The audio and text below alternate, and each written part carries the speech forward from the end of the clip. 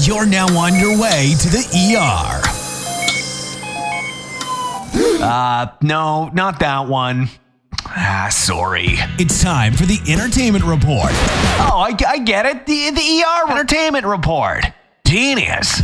You're now in the ER with Nick B. He'll cover Hollywood like only he can. Now, here's Nick B. I'm back after a short break and ready to get back into pissing the world off. You're in the ER for June 1st, 2026. Let's go.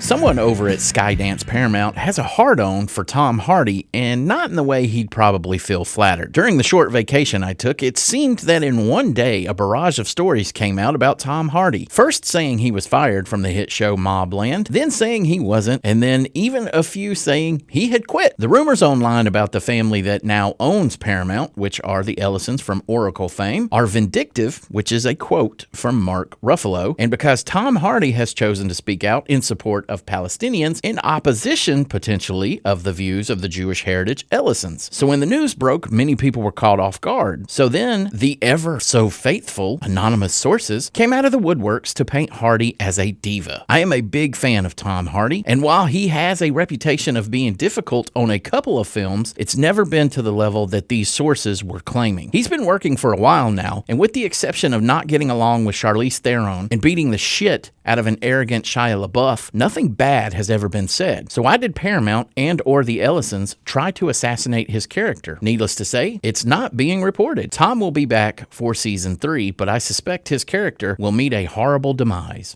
The dare I say irrelevant Jay-Z thought he could show the world he still got it, and well, in my opinion, he fell flat. Even having to stop rapping because either he couldn't think of anything to say or he feared getting sued. Jay was at the Roots event over the weekend and decided to freestyle attacking Kanye West, Nicki Minaj, and Drake. Jay-Z is someone who wouldn't even have a spot in hip-hop history if Biggie or Big L were still around. He has managed to convince people he cares about the culture and he's all about black lives, yet he used to sell drugs to the very community he now claims to care so deeply about. He had the nerve to diss Kanye West, who produced many of his hit songs, like the one he takes his nickname from, Izzo, Hova, and Bonnie and Clyde. People are trying to claim Jay still has it, but I personally don't think he ever did. Outside of the great production, Jay never really had anything. Big Pimpin' was Timbaland. Timbaland and Rick Rubin helped make him. The City Is Mine is by Teddy Riley. Hell, even the one that put him on the map to most people was Can I Get a... And that song was taken from Ja Rule. This man has nothing but connections and is living off his name, his kids, and his wife's reputation. Pathetic and sad. I'll actually have more on this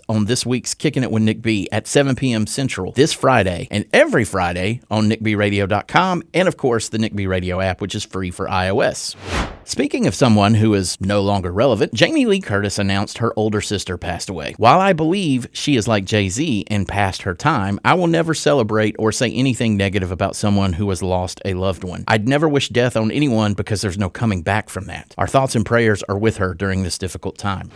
And finally, Euphoria, a damn near pornographic show from things I've read, has wrapped its latest season or will wrap its latest season in the next coming days. One star that seems to create controversy everywhere she goes nowadays, Sydney Sweeney, celebrated by posting pictures from this past season and said to all of the haters, it's called acting. I haven't seen one episode of the show, but I can tell you I'm all for someone standing 10 toes down on what they do and their decisions. It's refreshing, especially with this generation that seems all too comfortable with caving. Good for her. She has said she plans to take on more controversial roles. You know what they say? There is no such thing as bad press in Hollywood, and she seems to have recognized that. You do you, boo-boo.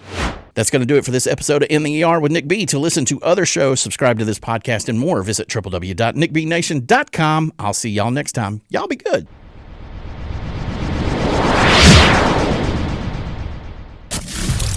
The proceeding was produced by Look Butterflies Entertainment. All rights reserved. Unauthorized reproduction or rebroadcast in whole or in part without the express written consent of Look Butterflies Entertainment is strictly prohibited. Check our website for shows, ways to listen, and all of our social media links. To learn more, visit www.nickbnation.com. Thanks for listening, and we'll see you next time. Look, butterflies.